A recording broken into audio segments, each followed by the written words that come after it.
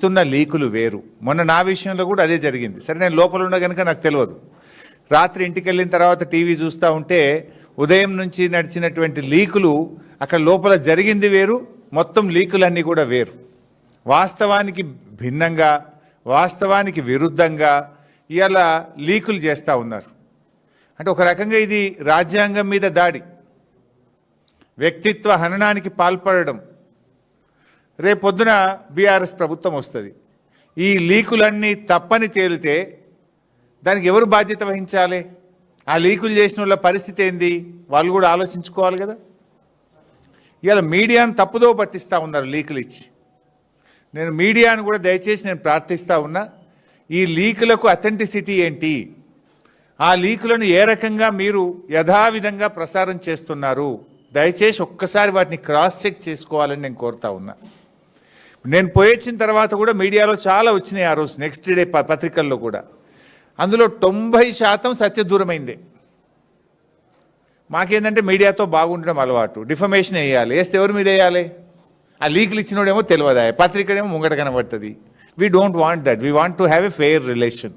So kindly we appeal to you. ఈరోజు కేటీఆర్ గారిది నేను ఉదయం నుంచి చూస్తూ ఉన్నా, పదే పదే తప్పుడు లీకులు ఇస్తూ ఉన్నారు. లోపల ఏదో జరిగిపోతున్నట్టు క్వశ్చనేర్ మొత్తం వరుసగా 10 క్వశ్చనేర్లు పంపింది మీ అందరికీ. నేను కూడా ఒక మీడియా మిత్రుడు చూపిస్తే చూశాను. ఏదో నిజంగానే ఈ క్వశ్చనేర్ అంతా అడుగుతున్నట్టు, ఇవన్నీ కేటీఆర్ గారిని ప్రశ్నిస్తున్నట్టు, ఉక్కిరి బిక్కిరి అవుతున్నట్టు అన్ని తప్పుడు వార్తల్ని లీక్ చేస్తూ ప్రభుత్వం ఈరోజు రాజకీయాలు చేస్తూ ఉంది. ఈ లీక్ వార్తల విషయంలో లీకు రాజకీయాలను తీవ్రంగా ఖండిస్తూ ఉన్నా. విచారణ అంటూ డ్రామాలాడుతూ మరోవైపు కట్టుకథలతో మీడియా ట్రయల్స్ నడపడం అనేటువంటిది రేవంత్ రెడ్డి పిరికితనానికి నిదర్శనం. చేతగానోడు చేస్తాడు ఇట్లాంటి పనులు. దమ్ము ఉంటే, అందుకే నేను ఆ రోజు బయటకు వచ్చి చెప్పిన, ధైర్యం ఉంటే వీడియోలు బయట పెట్టు యథావిధిగా అన్న. ఎవ్రీథింగ్ రికార్డెడ్ కదా. ఈ పిచ్చి లీకులు ఎందుకు? యాజ్ ఇట్ ఈస్ వీడియో బయట పెట్టు. Why are you doing media trials? లీకులతో కాలక్షేపం మానేసి దమ్ముంటే ప్రజలకిచ్చిన 6 గ్యారంటీలు, నేను 420 హామీలు అమలు చేయి ఫస్ట్. ఈ లీకులతో ఎంతకాలం నడుపుతావు గవర్నమెంట్ను? ఇప్పటికీ 2 నెలలు అయింది. ఇంకా లీకు రాజకీయాలేనా? ఇంకా ఫేక్ మాటలేనా? డైవర్షన్ పాలిటిక్స్ తెలంగాణ సమాజం అర్థం చేసుకున్నది. నువ్వు చేతగాక, ప్రజలకిచ్చిన హామీలు అమలు చేయక ఈ డైవర్షన్ పాలిటిక్స్తో ఆడుతూ ఉన్నావు. నీ డైవర్షన్ పాలిటిక్స్కు ప్రజలు చరమగీతం పాడతారు. ప్రజలకు నీ విషయాలన్నీ కూడా అర్థమైపోయినాయి. ఇలా అసలు విషయం అంతా ఎక్కడి నుంచి స్టార్ట్ అయింది? రేవంత్ రెడ్డి గారి బావమరిది సృజన్ రెడ్డి గారు చేసిన భూ కుంభకోణాన్ని ఆధారాలతో సహా బయట పెడితే ఈ ప్రభుత్వానికి కంటి మీద కునుకు లేకుండా అయిపోయింది. ఒకప్పుడు తెలంగాణలో ఒక మాట ఉండేది. ఏంటది? తెలంగాణ సిరులగని సింగరేణి. తెలంగాణ సిరులగని సింగరేణి అనేటువంటిది నాటి మాట. నేటి మాట ఏంది?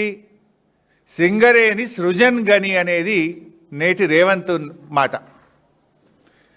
నాడేమో తెలంగాణ సిరులగని సింగరేణి అయితే, నేడేమో సింగరేణి సృజన్ గని. ఇది రేవంత్ మాట, రేవంత్ పాలన ఇది. ఇలా ముఖ్యమంత్రి గారు మంత్రుల మధ్య జరిగిన ఈ కుంభకోణాన్ని మేము బయట పెట్టినాం. అని ఇది ఎట్లా బయటకు వచ్చాయని తలలు పట్టుకున్నారు. ఇప్పుడు ఒక మంత్రి గారు నా అన్నగారి కంపెనీకి సైట్ విజిట్ సర్టిఫికేటే ఇస్తలేరు అని ఒక మంత్రి బయట పెడుతుండు. మా కుటుంబానికి సంబంధించిన కంపెనీకి సైట్ విజిట్ సర్టిఫికేట్ ఇస్తలేరని చెప్పి ఆ మంత్రి గారు ఏకంగా ప్రభుత్వంలో భాగస్వామ్యం అయి ఉండి సింగరేణి సీఎండీకి ఉత్తరం రాసిండు. మా కుటుంబానికి సంబంధించిన కంపెనీకి మాకు ఎలిజిబిలిటీ ఉంది, అర్హత ఉంది, మొదటి నుంచి ఉన్నాం, మాకు సైట్ విజిట్ సర్టిఫికేట్ ఎందుకు ఇవ్వవు అని మంత్రే ఒక అధికారికి ఉత్తరం రాసిన పరిస్థితి. ఇది ఏమైపోయిందంటే మొత్తం ఈ వాటాల పంచాయతీ కాంగ్రెస్ పార్టీకి ఉరితాడుగా మారింది. ఇది మాకు ఉరితాడుగా మారిందని అర్థం చేసుకున్న రేవంత్ రెడ్డి ఈ సిట్టు పేరు మీద డైవర్షన్ పాలిటిక్స్ ఆడుతూ ఉన్నాడు. ఇది ఎంత పెద్ద కుంభకోణం! ఇది ఒక్క 9 బ్లాక్ కాదు, చాలా పెద్ద కుంభకోణం ఉంది దీని వెనుక. బామ్మర్ది సంతోషం కోసం రేవంత్ రెడ్డి గారు చేసిన ఈ కుంభకోణం ఈరోజు దేశవ్యాప్తంగా చర్చ జరుగుతూ ఉంది. అసలు మేము ఇది బయటపెట్టిన తర్వాత మొదటిసారి ఢిల్లీలో coal ministry emergency Singareni board meeting పెట్టింది. చరిత్రలో ఎప్పుడు జరగలే. బీఆర్ఎస్ పార్టీ కుంభకోణాన్ని బయట పెడితే ఢిల్లీలో కోల్ మినిస్ట్రీలో ఎమర్జెన్సీ బోర్డు మీటింగ్ జరిగింది. ఇవాళ తెలంగాణ ప్రతిష్టకు మచ్చ వచ్చే పరిస్థితి వచ్చింది. తెలంగాణ అంటే ఒకప్పుడు పారదర్శకతకు, పనికి, నైతిక విలువలకు ఒక గొప్ప పేరుండే. కానీ రేవంత్ రెడ్డి చేసిన ఈ బొగ్గు స్కామ్ వల్ల తెలంగాణ ప్రతిష్టకు మసకబారే పరిస్థితి ఏర్పడ్డది. గతంలో మీ అందరికి గుర్తే ఉంది, యూపీఏ ప్రభుత్వంలో కూడా ఒక కోల్ స్కామ్ జరిగింది. నాటి కోల్ గేట్ స్కామ్ ఎట్లయితే యూపీఏ ప్రభుత్వ పతనానికి దారితీసిందో, నేటి ఈ బొగ్గు కుంభకోణం కాంగ్రెస్ ప్రభుత్వ పతనానికి ఇవాళ బీజం పడ్డది. నాటి యూపీఏ కోల్గేట్ స్కామ్ దాదాపు 1,80,000 కోట్ల స్కామ్ ఆ రోజు మొత్తం దేశాన్ని కుదిపింది. నాటి యూపీఏ కాంగ్రెస్ ప్రభుత్వ పతనానికి ఆ రోజు నాంది పడ్డది. నేటి ఈ బొగ్గు కుంభకోణం ఈ కాంగ్రెస్ పతనానికి తప్పదు. ఇది కాంగ్రెస్ పతనానికి ఇలా బీజం పడ్డది. ఈ గండం అర్థమైంది వాళ్ళకు. ఈ గండం గట్టెక్కేందుకే, ప్రజల దృష్టి మరల్చేందుకే బీజేపీతో కుమ్మక్కై రేవంత్ రెడ్డి ఈ సిట్ల డ్రామా ఆడుతూ ఉన్నాడు. ఈ డ్రామాలోనే భాగంగా మొన్న నాకు, నేడు కేటీఆర్ గారికి నోటీసులు ఇచ్చి ఇబ్బంది పెడతా ఉన్నాడు. ఆ రోజు నన్ను పిలిచినాడు కేటీఆర్ గారు. ఇదే తెలంగాణ భవన్లో ప్రెస్ మీట్ పెట్టి సృజన్ రెడ్డి భాగోతాన్ని ఆధారాలతో సహా బట్టబయలు చేసిండు. కథం తెల్లారి కేటీఆర్ గారికి నోటీస్. అంటే నీ బామ్మర్ది భాగవతం బయట పెడితే, నీ అవినీతి భాగవతం బయట పెడితే నోటీసేనా? నేను బయట పెడితే, నాకు పొద్దుగాల బయట పెడితే పొద్దుకి ఇచ్చినావు, కేటీఆర్ గారు పొద్దుకి పెడితే పొద్దుగాల నోటీస్ ఇచ్చినావు. అంటే నీ అవినీతి భాగవతాన్ని కప్పిపుచ్చుకోవడానికి ఈ సిట్ల పేరిట, నోటీసుల పేరిట డ్రామా నడుపుతున్నాడు ఇలా రేవంత్ రెడ్డి గారు. అది కేటీఆర్ గారు మొత్తం ఆధారాలు బయట పెట్టే వరకు కడుపు మంటతోని కేటీఆర్ గారికి నోటీసు పంపించారు. నీ సిట్టు, లట్టు, పొట్టులకు భయపడే వ్యక్తి కాదు కేటీఆర్ గారు. అట్లా భయపడేది ఉంటే మేము తెలంగాణ ఉద్యమాలే చేసేటోళ్ళం కాదు. ప్రాణాలకు తెగించి పోరాడినటువంటి నాయకత్వం బీఆర్ఎస్ నాయకత్వం. సరే, నువ్వు ఎన్ని చేసినా నీ అవినీతిని బయట పెట్టకుండా మేము ఊరుకోము. నీ చిట్టాలు బయట పెడుతూనే ఉంటాము. ఈరోజు మరికొన్ని విషయాలు బయట పెట్టబోతా ఉన్నా. పార్ట్ 2 మొన్న పెట్టింది, పార్ట్ 1 సింగరేణి స్కామ్. ఈరోజు సింగరేణి స్కామ్ పార్ట్ 2 బయట పెడతా ఉన్నా. సింగరేణిలో బొగ్గు స్కామ్ చూసినాం కదా, సింగరేణిలో సోలార్ పవర్ స్కామ్ కూడా జరిగింది. మొన్న పెట్టిందేమో బొగ్గు పవర్ స్కామ్ బయట పెట్టినాం. ఇప్పుడు సింగరేణిలో సోలార్ పవర్ స్కామ్ ఈరోజు బయట పెట్టబోతా ఉన్నాం. సింగరేణిలో 107 మెగావాట్ల సోలార్ పవర్ ప్లాంట్లో పెద్ద స్కామ్ జరిగింది. అవి 3 డిఫరెంట్ సైట్లు, 37 అంటే 30 మెగావాట్లు, అట్లా 3 డిఫరెంట్ సైట్లలో సోలార్ పవర్ ప్లాంట్ పెట్టేది ఉంటే తమ అనుయాయులకు కట్టబెట్టడానికి, పోటీ తగ్గించడానికి, ఎంఎస్ఎంఈ వాళ్ళు పాల్గొనకుండా ఉండడానికి 3 కలిపి 107 మెగావాట్లతో సింగిల్ టెండర్ పిలిచినారు. ఎంఎస్ఎంఈ అంటే మీకు తెలుసు, చిన్న పారిశ్రామికవేత్తలు. కేంద్ర ప్రభుత్వం ఒక పాలసీ కూడా పెట్టింది, ఎంఎస్ఎంఈలను ప్రోత్సహించాలని, ఎంఎస్ఎంఈలకు టెండర్ నిబంధనల్లో సడలింపునివ్వాలని, ఈఎండి తక్కువ పెట్టాలని కేంద్ర ప్రభుత్వ మార్గదర్శకాలే ఉంటాయి. కానీ ఇందులో ఎంఎస్ఎంఈ పాల్గొనొద్దు, ఈ రాష్ట్రానికి చెందిన పారిశ్రామికవేత్తలు పాల్గొనొద్దని టెండర్ నిబంధనలు మార్చి ఈ సోలార్ పవర్ ప్లాంట్ నెలకొల్పడానికి కూడా సైట్ విజిట్ సర్టిఫికెట్ పెట్టినారు. దీనికి కూడా సైట్ విజిట్ సర్టిఫికెట్ పెట్టి 3 వేరియస్ ప్లేసెస్లో ఉన్నదాన్ని సింగిల్ టెండర్ చేసి, టెండర్ అనుమతులను కఠినతరం చేసి, ఇవాళ వాళ్ళు అనుకున్నటువంటి కన్సార్షియంకు దాదాపు 200-250 కోట్ల రూపాయలు అదనంగా వచ్చే విధంగా ఈ టెండర్ను కట్టబెట్టారు. డాక్యుమెంట్స్ కూడా ఉన్నాయి, అవన్నీ మీకు షేర్ చేస్తా. ఇది గోల్టీ సోలార్ పవర్ ప్రైవేట్ లిమిటెడ్ అనే కన్సార్షియంకి అప్పచెప్పినారు. ఆ వివరాలన్నీ కూడా మీకు ఇప్పుడు మీడియాలో షేర్ చేస్తాను. వాస్తవంగా దేశవ్యాప్తంగా కూడా ఈరోజు అన్ని రాష్ట్రాల్లో సోలార్ పవర్ టెండర్స్ జరుగుతూ ఉన్నాయి. పర్ మెగావాట్ ఎంత జరుగుతుంది? 3 crore రూపీస్. 3 బావులకు 1 మెగావాట్ సోలార్ను ఉత్పత్తి చేసే ప్లాంట్లు పెడతా ఉన్నారు. 3-3.5 కోట్లకు 1 మెగావాటు ఇన్స్టాల్ అవుతా ఉంది. అయితే అక్కడ ఇంకా భూమి కూడా వాళ్ళదే. ఇక్కడ భూమి సింగరేందే, ఇక్కడ భూమి కూడా పెట్టడానికి లేదు భారం. భూమి సింగరేందే. 3 కోట్లకే పెడతారు దేశవ్యాప్తంగా భూమి ఇస్తే. ఇవాళ మహారాష్ట్ర, కర్ణాటక దేశమంతా కూడా సోలార్ పవర్ టెండర్స్ జరుగుతూ ఉన్నాయి. ఈ దేశంలో ఎక్కడైనా 3 కోట్ల రూపాయలకే సోలార్ పవర్ టెండర్లు అవుతా ఉన్నాయి పర్ మెగావాట్. కానీ ఇక్కడ ఎంత ఇచ్చింది తెలుసా? ఇక్కడ 5,04,00,000 రూపాయలు పర్ మెగావాట్ ఇచ్చారు. భూమి ఇచ్చి 107 మెగావాట్లకు 540 కోట్ల రూపాయలకి ఈ టెండర్ను కట్టబెట్టారు. అంటే 5,04,00,000 రూపీస్ పర్ మెగావాట్ రాష్ట్ర ప్రభుత్వం సింగరేణి ఆ కాంట్రాక్టర్కు చెల్లించబోతుంది. ఈ భారతదేశంలో ఎక్కడ సోలార్ పవర్ టెండర్ చూసినా 3 నుంచి 3,10,00,000 రూపాయలు, 3,20,00,000కే పర్ మెగావాటు సోలార్ పవర్ ఉత్పత్తికి ఖర్చు అవుతూ ఉంది. మరి ఇక్కడ మీరు 5,04,00,000 రూపాయలు ఇచ్చారు. అంటే 107 మెగావాట్లు. 107 ఇంటూ 2 కోట్లు వేస్తే ఎంత అవుతుంది? 2,14,00,000 రూపాయలు. 214 కోట్ల రూపాయలు అధికంగా చెల్లించారు మీరు. అంటే స్పష్టమైన క్లియర్ కట్ స్కామ్ ఇది. అంటే నేషనల్ యావరేజ్ కంటే పర్ మెగావాట్ దాదాపు 2 కోట్ల రూపాయలు అదనంగా చెల్లించారు.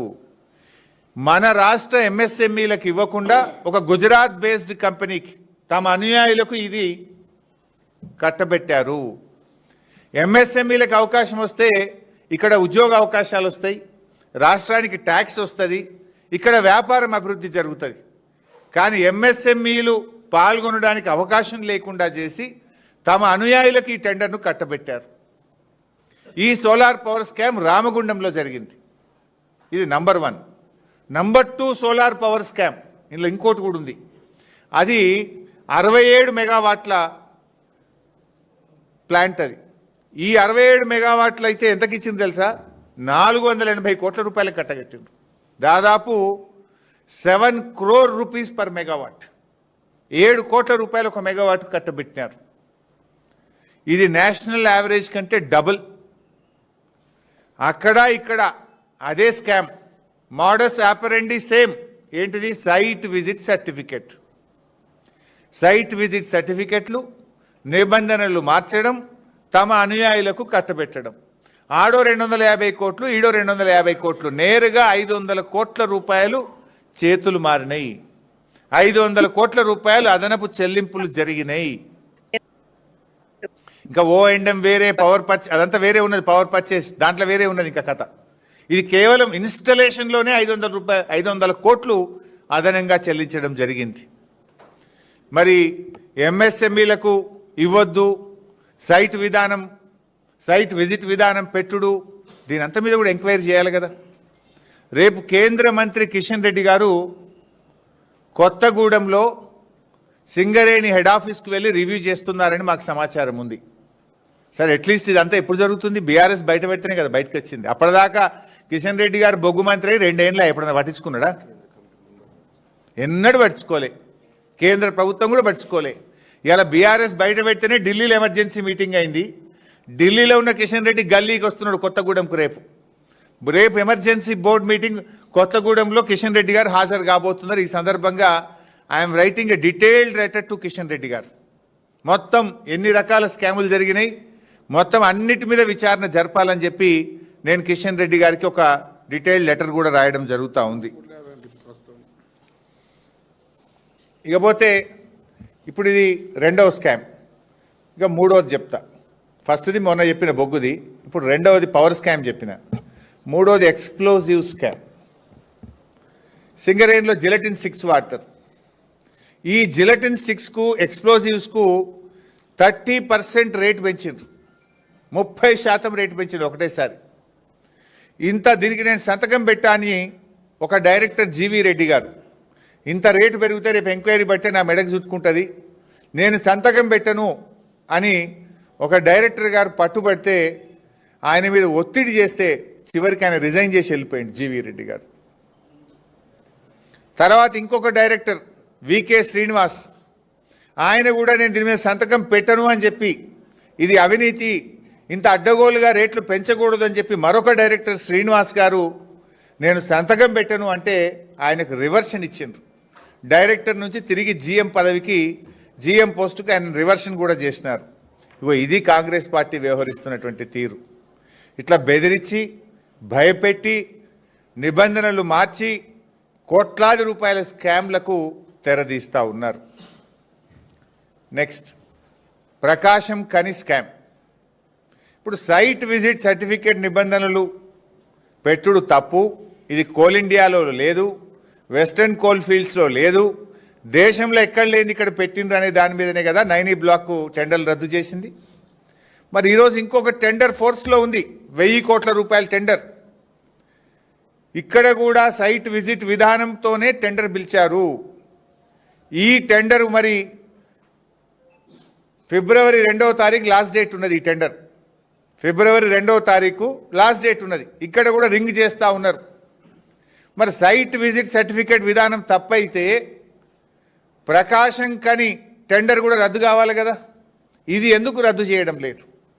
ఈ 1044 కోట్ల రూపాయలతోని ఇప్పుడు సైట్ విజిట్ సర్టిఫికేట్ పెట్టి ఈ టెండర్ కూడా పిలిచింది కనుక దీన్ని కూడా తక్షణమే రద్దు చేయాలని చెప్పి మేము డిమాండ్ చేస్తూ ఉన్నాం. ఇంకొక పెద్ద స్కామ్ ఇట్లాంటిదే శ్రీరాంపూర్ ఓబీ 7 సార్లు ఇప్పటికి మీటింగ్ పోస్ట్పోన్ అయింది. శ్రీరాంపూర్ ఓబీ అని ఒక 600 కోట్ల వరకు టెండర్ పిలిచినారు. అక్కడ ఏం జరిగిందంటే టెక్నికల్ బిడ్ ఓపెన్ చేసిండ్రు. ఫైనాన్షియల్ బిడ్కు 7 సార్ల డేట్ ఇచ్చుడు వాయిదా వేసుడు, డేట్ ఇచ్చుడు వాయిదా వేసుడు, బామ్మర్ది ఎప్పుడు వాయిదా పడుడు, ముఖ్యమంత్రి బామ్మర్ది ఎప్పుడు వాయిదా పడుడు. ముఖ్యమంత్రి బామ్మర్ది గారేమో టెండర్లు వేసిన వాళ్ళతో హైదరాబాద్లో హోటల్లో మీటింగులు పెడుతున్నాడు, అది సెటిల్మెంట్ అయితలేదు, సెటిల్మెంట్ కాకపోవడు వాయిదా పడు. 7 సార్లు ఎందుకు ఫైనాన్షియల్ బిడ్ ఓపెన్ కాలేదు అని నేను అడుగుతా ఉన్నా. టెక్నికల్ బిడ్ ఓపెన్ అయింది, ఫైనాన్షియల్ బిడ్కు 7 సార్లు డేట్ ఇచ్చి టైం ఇచ్చి కరెక్ట్గా టైంకు సెటిల్ అవుతలేదు, రింగ్ అవుతలేదు, వాయిదా పడు. ఎందుకు 7 సార్లు వాయిదా పడ్డదో దీని మీద కూడా కిషన్ రెడ్డి గారు విచారణ జరిపించాలి. ఈ టెండర్ కూడా సైట్ విజిట్ సర్టిఫికేట్ విధానంతోనే టెండర్ జరిగింది కనుక ఈ శ్రీరాంపూర్ ఓబీ వర్క్ను కూడా క్యాన్సిల్ చేయాలని చెప్పి మేము డిమాండ్ చేస్తూ ఉన్నాం. ఇప్పటి వరకు రేవంత్ రెడ్డి గారు ప్రభుత్వం వచ్చిన తర్వాత మొత్తంగా సైట్ విజిట్ సర్టిఫికేట్తో 6 ఓబీ కాంట్రాక్టులకు టెండర్లు పిలిచారు. ఈ 6 ఓబీ కాంట్రాక్టులు కూడా రద్దు చేయాలి. ఓబీఏ కాదు, సోలార్ ఎనర్జీ కానీ ఇతరతర సైట్ విజిట్ సర్టిఫికేట్తో పిలిచిన అన్ని టెండర్లు కూడా రద్దు చేయాలని చెప్పి ఈరోజు బీఆర్ఎస్ పార్టీ డిమాండ్ చేస్తుంది. జైపూర్లో సింగరేణి కడుతున్న పవర్ ప్లాంట్లో కూడా అనేక అవకతవకలు జరిగినాయి. త్వరలోనే ఆ విషయాలు కూడా బయట పెడతాం. దాని మీద కూడా కిషన్ రెడ్డి గారు విచారణ జరపాలని చెప్పి మేము డిమాండ్ చేస్తూ ఉన్నాం. మరి ఇవాళ రేవంత్ రెడ్డితో మేము ఒకటే కోరుతా ఉన్నాం, నిజాయితీ ఉంటే నీ బామ్మర్ది మీద సిట్టయి, సింగరేణి మీద సిబిఐ విచారణకు అనుమతి ఇచ్చు, సింగరేణి మీద సిట్టింగ్ జడ్జితో విచారణ జరపాలని చెప్పి మేము డిమాండ్ చేస్తూ ఉన్నాం. బీజేపీని కూడా మేము కిషన్ రెడ్డి గారిని కూడా ఒకటే అంటున్నాం, కాంగ్రెస్ బీజేపీల మధ్య ఫెవికాల్ బంధం లేకపోతే, మీ మధ్య ఫెవికాల్ బంధం లేకపోతే ఇప్పటి వరకు పిలిచిన అన్ని టెండర్లు రద్దు చేయాలని, దీని మీద పూర్తి విచారణ జరపాలని కిషన్ రెడ్డి గారిని డిమాండ్ చేస్తున్నాం. మీరు సిట్టింగ్ జడ్జితో జరుపుతారా, సిబిఐతో జరుపుతారా, జరపండి, అన్ని విషయాలు కూడా బయటకు తేవాలని చెప్పి కూడా మేము డిమాండ్ చేస్తున్నాం. రేవంత్ రెడ్డి గారు మా కేటీఆర్ కానీ నాకు కానీ మా బీఆర్ఎస్ నాయకులకు నువ్వు ఎన్ని నోటీసులు ఇచ్చినా, మా మీద ఎన్ని కేసులు పెట్టినా మేం భయపడం. నీ పిట్ట బెదిరింపులకు భయపడే వాళ్ళం కాదు. నిన్ను వెంటాడుతూనే ఉంటాం, నీ స్కాములు బయట పెడుతూనే ఉంటాం. ఈ రాష్ట్ర ప్రజల సంపద కాపాడడం కోసం ఏ త్యాగానికైనా బీఆర్ఎస్ పార్టీ సిద్ధపడుతుంది. ఇది ప్రజల ఆస్తి, ఇది ప్రజల హక్కు. మీ స్కాముల వల్ల రేపు ప్రజల మీద విద్యుత్ బిల్లులు పెరిగి ప్రజల మీద భారం పడుతుంది. ఈ రాష్ట్రం కోసం, ఈ రాష్ట్ర ప్రజల కోసం ఎంతటి పోరాటానికైనా బీఆర్ఎస్ సిద్ధంగా ఉంటుంది. నీ సిట్లు, నీ లట్లు, పొట్లు, నీ చిల్లర రాజకీయాలకు మేము భయపడే వాళ్ళం కాదు. ఇవాళ కేటీఆర్ గారిని కూడా అనవసరంగా మీ యొక్క స్కాములు బయట పెడుతున్నారని, ఇండస్ట్రియల్ స్కామ్ బయట పెట్టారనో ఇంకొక స్కామ్ బయట పెట్టారని ఇలా వారికి నోటీసులు ఇచ్చారు. మీరు ఎన్ని నోటీసులు ఇచ్చినా మా పోరాటం ఆగదు. ప్రజల పక్షాన 6 గ్యారంటీల కోసం ప్రశ్నిస్తూనే ఉంటాం. నీ 420 హామీల కోసం ప్రశ్నిస్తూనే ఉంటాం. నీ అవినీతిని బయట పెడుతూనే ఉంటాం. Thank you. జై తెలంగాణ. ఎన్ని జరపచ్చు, వీఆర్ ఓపెన్. మీరు జరుపుకుంటలేదా? కాళేశ్వరం జరపలేదా? మీరు పవర్ మీద జరపలేదా? మేము వద్దంటున్నామా? అటు కేంద్రంలో వాళ్ళ అధికారంలో ఉన్నారు, ఇక్కడ రాష్ట్రంలో అధికారంలో ఉన్నారు. We're open. You do all what you want, you do. But మేము డిమాండ్ చేసిన దాని మీద కిషన్ రెడ్డి గారు, నీకు రేవంత్ రెడ్డితో ఫెవికాల్ బంధం లేకపోతే నేను ఓపెన్ లెటర్ రాసిన, ఇవన్నీ స్కామ్ల గురించి మెన్షన్ చేసిన, పూర్తి స్థాయి విచారణ జరపాలని డిమాండ్ చేస్తున్నాం.